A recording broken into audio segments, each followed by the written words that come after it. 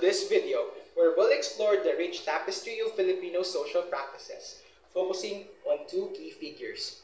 One is respect, two is empathy. And these practices have been deeply ingrained in our culture for centuries, shaping our interactions and relationships. Let's go! Good morning, Elder. I am planning to create a new law. I wish to consult for your opinion and suggestions. Would you like to help me in this endeavor? Sure, I would like to help you with that effort. Thank you very much, Elder. Junjun! Good afternoon, Lola. I miss you. Good afternoon ako. A more formal version of Manopo often performed during special occasions like birthdays and holidays.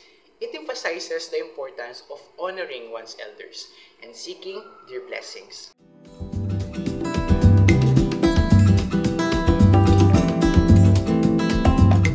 Bayanihan is a Filipino term that embodies the spirit of communal unity and cooperation.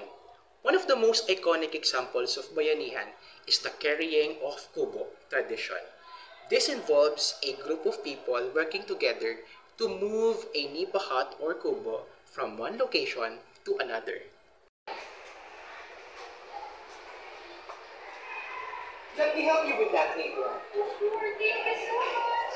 No worries. Let's go. In the present day, we don't carry kubo houses anymore, but the spirit of bayanihan is still there.